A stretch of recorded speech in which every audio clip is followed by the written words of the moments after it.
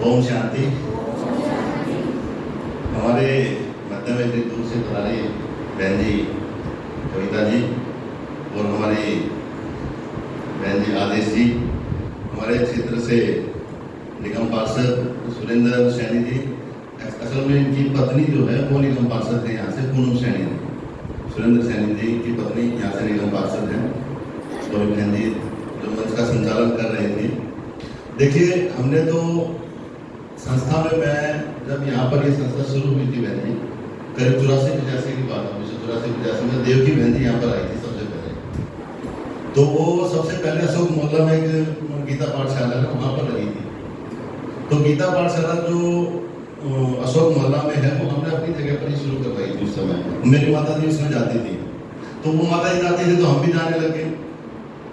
लेकिन और उस समय मुझे याद है कि मैं 9th क्लास के अंदर था। उस समय मैं काफ़ी दिनों मैंने क्लासेस की थी।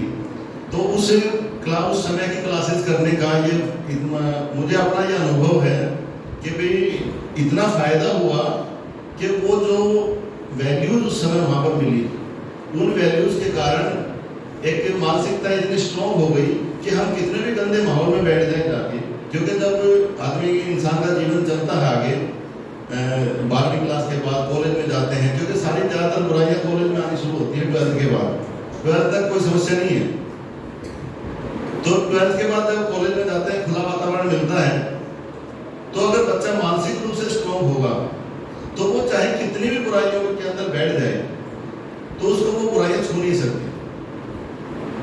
तो हमें तो ये प्रेरणा यहाँ से मिली उस समय, और उन्हीं के कारण मैं तो अपना उदाहरण दे सकता हूँ कि मैं हर बुराई से बच गया।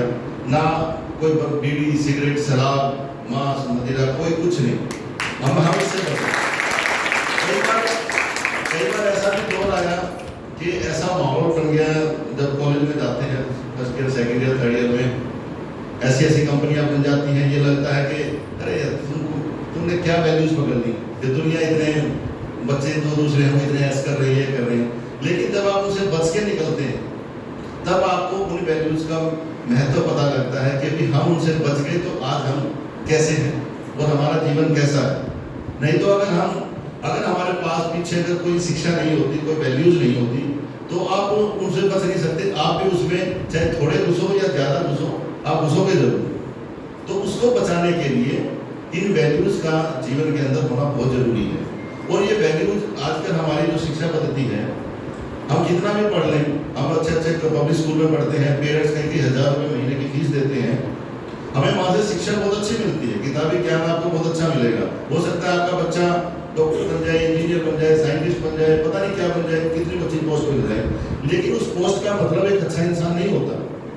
एक डॉक्टर भी खराब व्यक्ति हो सकता है, उसके अंदर भी बुराइयां हो सकती है।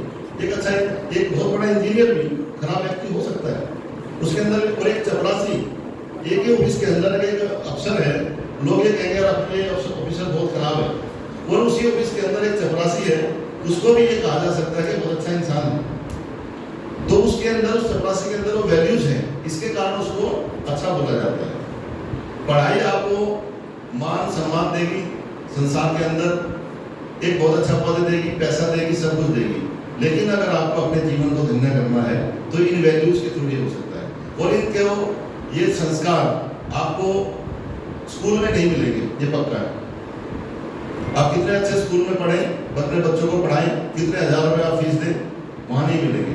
उसके लिए आपको कहीं ना कहीं इस जैसी संस्थाओं में आपको अपने बच्चे को भेजना पड़ेगा, तभी आप उसको सीख पाएंगे।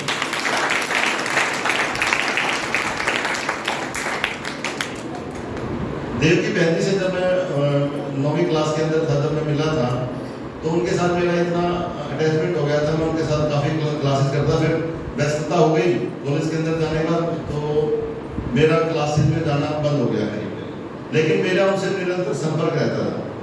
तो एक बार उन्होंने गाड़ी ले ली रहती, तो उन्होंने एक ड्राइवर रख लिया, वो कभी आता कभी नहीं आता। तो वो कहती भाई साहब ये हो गया, तो मैं कहा बहन जी मैं डेली तो आ नहीं सकता, मेरे को शब्द आ रही है, आप मुझे संकट में मान लेना, जिस दिन आपके पास कोई ना हो उस दिन आप मुझे बुला लेना, मैं अपना काम छोड़ के आऊंगा। तो जब भी वो उनका रास्ता बंद हो जाता था तब वो मुझे बुला लेती थी, तब मैं उनका इमरजेंसी में काम चला देता था। मैं अभी जितना मैं कर सकता हूँ वो मैं करूँगा। तब से मैं यहाँ से जुड़ा हुआ हूँ, तो हमें तो ये प्रेरणा मिली है।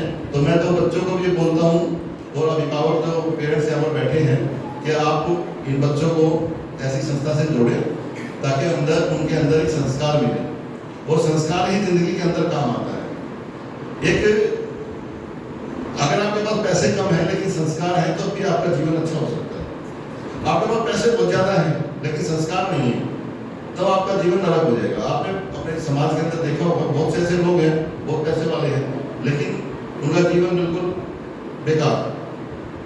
तो एक उदाहरण बनना है और अपने जीवन को सफल करना है, बच्चों को सफल करना है, सफल जीवन जीने की कला में। तो आपको यहाँ पर जुड़ना चाहिए। मैं तो आपसे ये गुजारिश करूँगा, रिक्वेस्ट करूँगा कि ऐसी संस्था में जुड़े और यहाँ से अपने बच्चों को संस्कार दिलाएं ताकि वो अपने जगह पर आगे जिंदगी अपनी अच्छे से बहुत बढ़िया